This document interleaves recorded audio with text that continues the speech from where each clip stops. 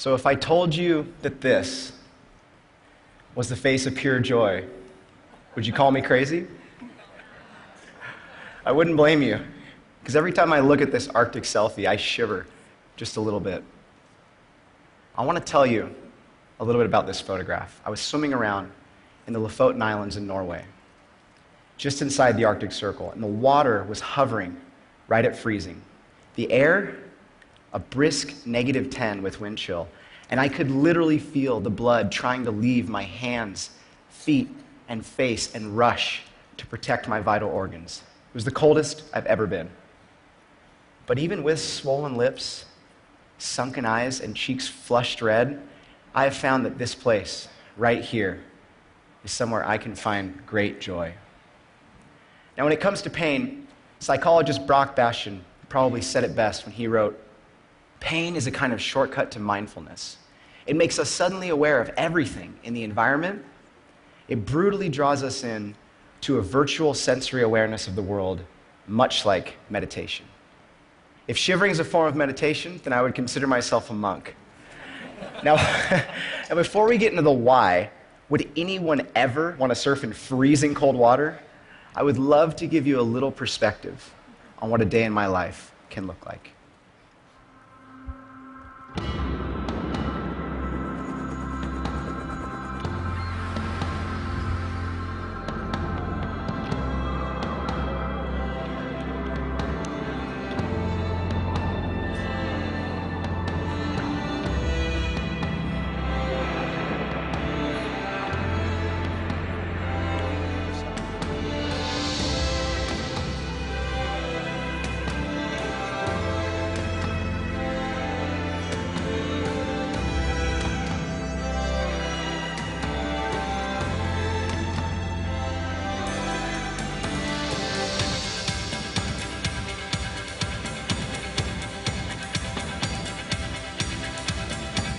I know we were hoping for good waves, but I don't think anybody thought that was going to happen.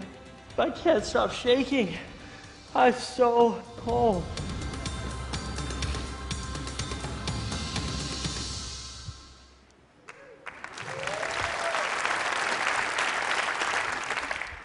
So, surf photographer, right? I don't even know if it's a real job title, to be honest. My parents definitely didn't think so when I told them at 19 I was quitting my job to pursue this dream career.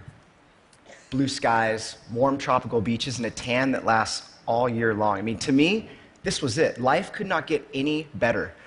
Sweating it out, shooting surfers in these exotic tourist destinations.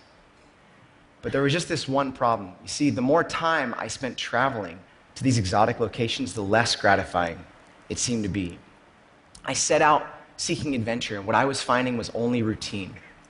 It was things like Wi-Fi, TV, fine dining, and a constant cellular connection that to me were all the trappings of places heavily touristed in and out of the water. And it didn't take long for me to start feeling suffocated. I began craving wild, open spaces. And so I set out to find the places others had written off as too cold, too remote, and too dangerous to surf, and that challenge intrigued me. I began this sort of personal crusade against the mundane. Because if there's one thing I've realized, it's that any career, even one as seemingly glamorous as surf photography, has the danger of becoming monotonous. So in my search to break up this monotony, I realized something. There's only about 1/3 of the Earth's oceans that are warm, and it's really just that thin band around the equator. So if I was going to find perfect waves, it was probably going to happen somewhere cold, where the seas are notoriously rough, and that's exactly where I began to look. And it was my first trip to Iceland that I felt like I found exactly what I was looking for. I was blown away by the natural beauty of the landscape, but most importantly, I couldn't believe we were finding perfect waves in such a remote and rugged part of the world. At one point, we got to the beach only to find massive chunks of ice had piled on the shoreline. They created this barrier between us and the surf, and we had to weave through this thing like a maze just to get out into the lineup. And once we got there, we were pushing aside these ice chunks trying to get into waves. It was an incredible experience, one I'll never forget, because amidst those harsh conditions, I felt like I stumbled onto one of the last quiet places. Somewhere that I found a clarity and a connection with the world I knew I would never find on a crowded beach. I was hooked. I was hooked. Cold water was constantly on my mind. And from that point on, my career focused on these types of harsh and unforgiving environments. It took me to places like Russia, Norway, Alaska, Iceland, Chile, the Faroe Islands, and a lot of places in between. And one of my favorite things about these places was simply the challenge and the creativity it took just to get there. Hours, days, weeks spent on Google Earth trying to pinpoint any remote stretch of beach or reef we could actually get to.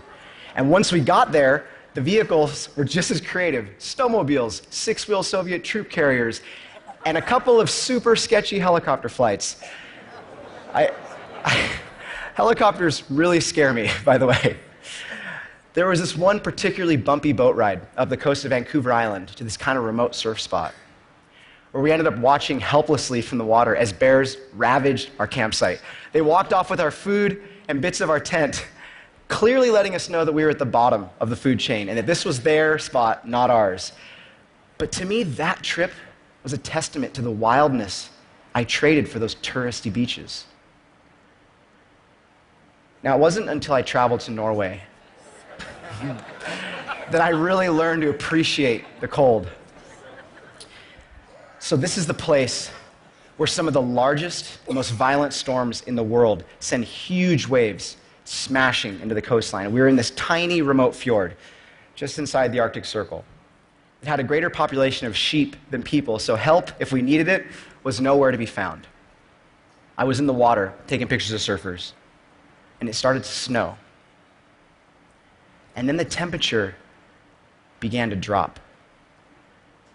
And I told myself, there's not a chance you're getting out of the water. You've traveled all this way. This is exactly what you've been waiting for. Freezing cold conditions with perfect waves. And although I couldn't even feel my finger to push the trigger, I knew I wasn't getting out. And so I just did whatever I could. I shook it off, whatever. But that was the point that I felt this wind gush through the valley and hit me. And what started as this light snowfall quickly became a full-on blizzard.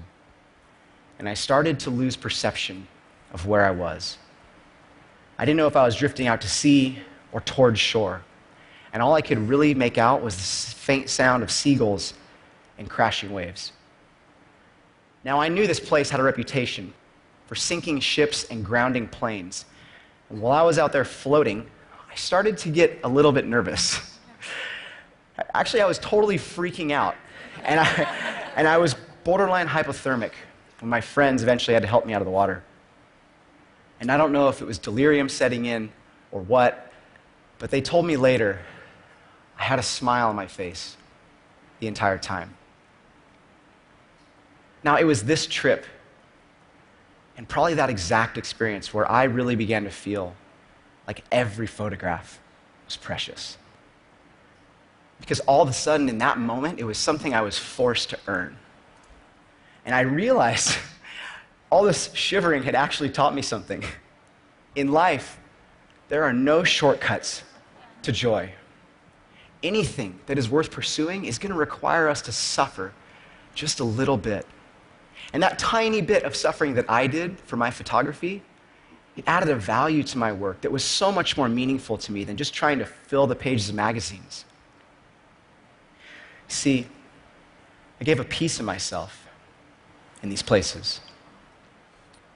And what I walked away with was a sense of fulfillment I had always been searching for. So when I look back at this photograph, it's easy to see frozen fingers and cold wetsuits and even the struggle that it took just to get there. But most of all, what I see is just joy. Thank you so much.